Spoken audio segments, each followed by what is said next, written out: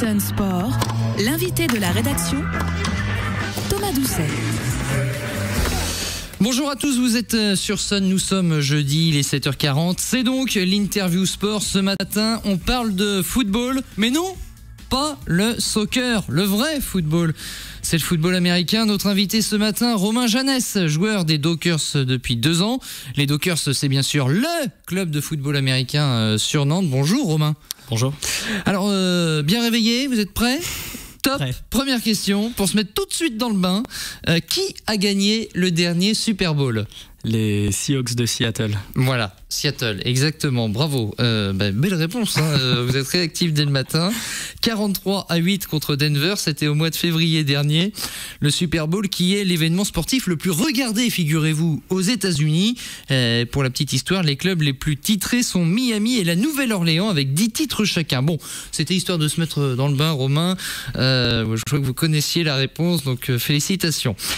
Le football américain, comme son nom l'indique, est né sur le continent américain et puis il a débarqué en France. Les Dockers à Nantes, ça existe depuis combien de temps ? Alors ça existe depuis 1983. Ce qu'il faut savoir, c'est que les Dockers de Nantes, c'est le premier club régional de football américain. Mm-hmm. Ensuite, il a évolué sous différents noms, Panthère Jaune, Drakkar, etc. pour s'établir en 1997 sous le nom des Dockers. Alors, les Dockers, justement, pourquoi les Dockers ? Référence à la ville, évidemment. On avait quelques autres petites idées, mais on est resté bloqué sur les Dockers. Les Dockers, c'est un nom, chargé d'histoire à Nantes. Alors, combien de licenciés aux Dockers de Nantes, à peu près, hein ? Alors aujourd'hui, les Dockers, c'est plus de 160 licenciés, toutes sections confondues. Mm-hmm. Il faut savoir que sur l'ensemble de ces licenciés-là, on a une section senior, qu'on va appeler l'équipe Fagnon, qui évolue aujourd'hui en division 3 et qui était en division 2 la saison passée. Mm-hmm. Une section junior, une section cadet. Donc entre ces deux sections-là, on peut dire qu'on peut commencer à partir de l'âge de 16 ans. D'accord. Et derrière, une section aussi de flag football, donc qui est du football américain sans contact.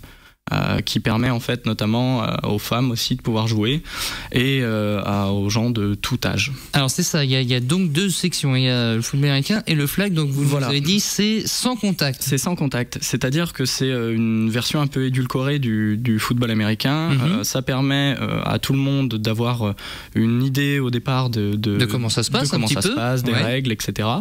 En fait, au lieu de plaquer, on va arracher des drapeaux fixé sur une ceinture. D'accord.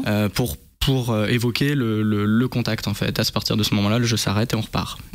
Bon, alors c'est plutôt pas mal si on veut s'initier. S'il y a des gens qui nous écoutent dans la voiture là, qui se disent tiens, le football américain, j'ai souvent entendu parler, je le regarde de temps en temps, mais j'ai jamais pratiqué. Il faudrait peut-être commencer justement par du flag. Hein. Alors c'est une bonne première approche. Ouais. C'est notamment par ça que les gens commencent généralement dans les écoles ou dans les centres aérés pour déjà avoir un contact avec ce ballon un peu particulier.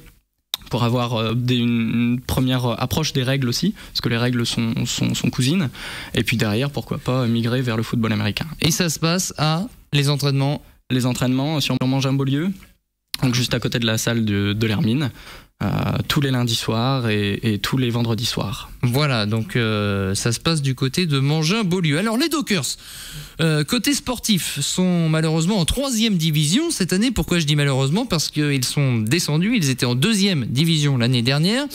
Ils sont dans une poule constituée de 6 équipes cette année. Est-ce que vous envisagez la remontée immédiate ? Immédiate, alors si ça peut, oui. Après là, on est vraiment sur une phase de 3 ans de reconstruction d'équipe. D'accord. Faut savoir que ça faisait longtemps qu'on n'était pas remonté en division 2 comme la saison passée. On a perdu des joueurs, on a perdu donc aujourd'hui.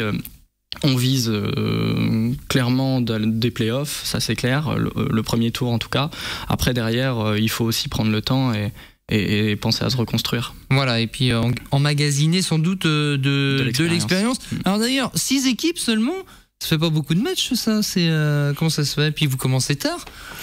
Alors c'est un peu le propre de notre sport, c'est que aujourd'hui on fait à peu près 24 000 licenciés en France, donc forcément vous n'avez pas des équipes pour faire une comparaison avec le fameux soccer, vous en avez dans toutes les villes et dans tout le moindre patelin. Là, nous, on va jouer Brest, on va jouer Angers, on va jouer Cholet. Ouais, mine de rien, ça fait des déplacements. Donc pour aller chercher des équipes autour, en fonction des niveaux, on est bien obligé de faire des kilomètres. Alors, expliquez-nous un petit peu le système de points. Combien vaut la victoire? Est-ce qu'il y a des matchs nuls? Alors c'est un système pour le néophyte, ça peut paraître une usine à gaz. En fait, c'est assez simple.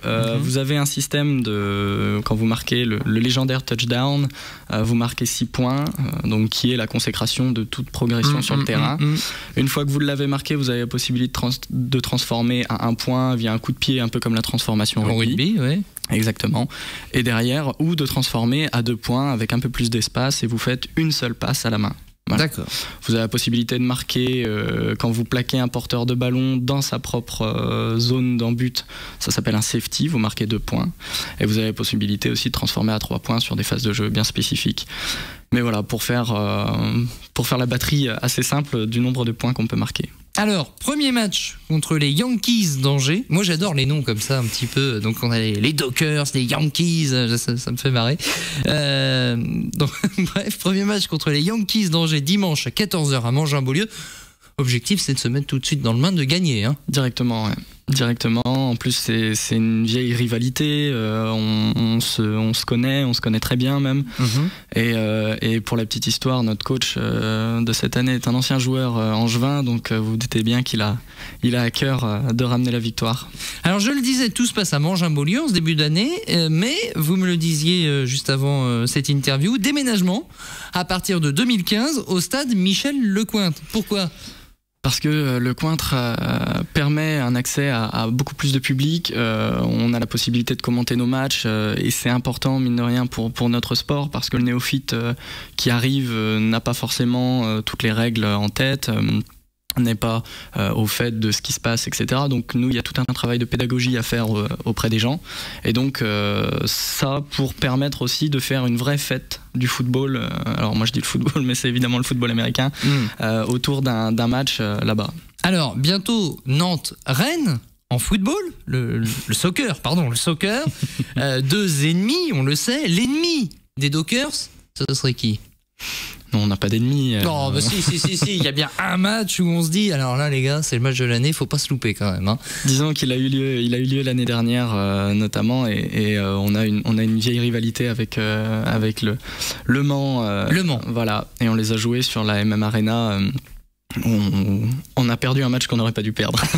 Bon, ça devait être sympa la MM Arena. C'était hyper sympa. Ils avaient vraiment fait justement pour le coup une vraie fête de football et c'était vraiment un très très beau match. Donc c'est ça un petit peu, vous, si vous deviez décoller, enfin je veux dire en termes d'image, bien au-delà du sportif, ce serait essayer de créer cette dimension spectacle autour de l'événement sportif. C'est ça parce que quand on voit sur Nantes l'offre pléthorique qu'il y a sur le sport, et vous parlez de volley, vous parlez de hand, vous parlez de football, etc.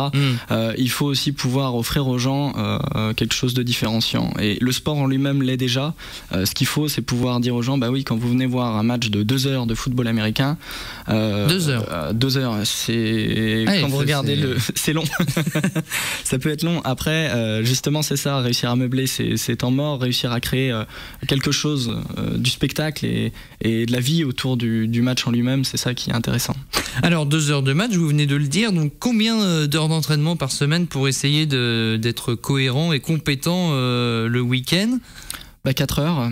4 heures pour les sections jeunes et 4 heures pour les sections seniors. Après, on a tous des entraînements en salle de musculation à côté pour tenir le choc aussi. Vous diriez que c'est plutôt un jeu physique, tactique, un peu des deux, ouvert à tous ? Bref, quelle qualité il faut avoir aujourd'hui pour pratiquer le football américain ? Aujourd'hui, c'est le sport le plus complet qui m'a été donné de jouer dans ma carrière sportive. Ça allie aussi bien la tactique, des détracteurs qui diront ils passent au moins 10 minutes tous à discuter avant de se mettre à jouer. C'est parce qu'il y a des tactiques bien spécifiques qui se mettent en place qu'on ne remarque pas forcément quand on a un œil un peu neuf. Et derrière, il faut aussi des qualités physiques indéniables. Après, c'est aussi le sport qui permet à tous les gabarits de jouer. Vraiment à tous les gabarits. Il nous faut des hommes qu'on appelle des hommes de ligne, qui vont être sur le premier rideau. Donc ça, c'est plutôt un peu les gros, quoi. On peut les appeler comme ça, comme au rugby. Voilà, on va les appeler les gros. Après, comme au rugby, les gros d'hier ne sont plus les gros d'aujourd'hui. Je vais me faire des copains, là. Et des physiques plus athlétiques, dans le sens plus dans la rapidité, l'explosivité sur les ailes, comme dans n'importe quel sport. Bon, alors il y avait jusque-là aussi des filles qui pratiquaient à Nantes. Oui. Ce n'est plus le cas. Faites un appel là. Pourquoi? Non mais c'est vrai. Pourquoi il n'y a plus de filles aux Dockers? Ah ben on a perdu des licenciés et voilà, ça fait partie du sport. Donc on les invite par contre, si elles veulent avoir une première approche, à aller vers le flag. Cyril. C'est vrai que ça peut être au début une fille qui peut se dire oh là là, football américain. Bon, pourquoi une fille devrait essayer de devenir esprit sympa dans le club? Ouais, c'est le football américain, c'est ces valeurs-là qu'on retrouve. Vous parliez de rugby, c'est exactement ça. On va retrouver ça. Donc c'est l'abnégation, c'est le sacrifice, tout ça, c'est des valeurs qui sont véhiculées par ce sport-là et qui pour moi sont de belles valeurs. Les Dockers en D1, utopie, ou peut-être qu'un jour, sait-on jamais, les Dockers seront dans l'élite. Bah, je vais lancer un appel à la ville de Nantes pour nous aider dans ce grand projet-là. Non, c'est aussi une question évidemment de partenariat. Ouais. L'année dernière, on était en D2, on a fait appel à un apport américain. Ça coûte de l'argent, donc pouvoir se permettre ça, c'est aussi pouvoir avoir des partenaires. Et aujourd'hui, c'est notre travail que d'aller à la recherche des entreprises nantaises. Qu'est-ce qu'il faudrait faire justement pour faire émanciper un petit peu le football américain en France? Parce que la médiatisation à l'échelon national, pourquoi pas, mais on voit bien que si on compare à ce qu'on voit le Super Bowl notamment, bon, on se dit bon, c'est pas forcément extraordinaire. Il faudrait faire quoi justement? Des initiations plus dans les écoles, peut-être un travail à la base d'entrée de jeu? Je pense que pour moi c'est la clé, ouais. C'est faire rentrer notamment par le flag football, parce que c'est une très très bonne clé d'entrée dans les écoles, dans les centres aérés, même dans les MJC, etc. Aller chercher des gens dans les quartiers. Aujourd'hui, les plus gros clubs de France, le plus gros club de France, c'est la Courneuve. La Courneuve, c'est le seul endroit, le seul sport possible, c'est le football américain. D'accord. Parce que c'est la seule association subventionnée par la ville. Donc je pense qu'il n'y a pas de secret. Ça permet à des gens de s'intégrer, ça permet beaucoup de choses. Eh bien, on espère en tout cas que ça décollera et que vous retrouverez rapidement la deuxième division du côté de Nantes. Je rappelle, un premier match de championnat dimanche à 14h. Ça vaut le coup d'œil. Ça vaut le coup d'œil. Idée de sortie là pour ce week-end. Dimanche à 14h. Non mais c'est vrai. Il y a des gens qui n'ont jamais vu ça. Il faut y aller. Ah ouais. Dimanche 14h, Mangin-Beaulieu. Un derby en plus. Nantes contre les Yankees d'Angers. Donc, allez faire un petit tour, allez encourager nos amis nantais. Merci beaucoup Romain Jeannès d'avoir répondu présent suite à notre sollicitation. Je rappelle que vous retrouvez cette interview en intégralité et en images en plus, c'est formidable, sur la page Dailymotion de la Radio Sun. Merci, à jeudi prochain. Merci.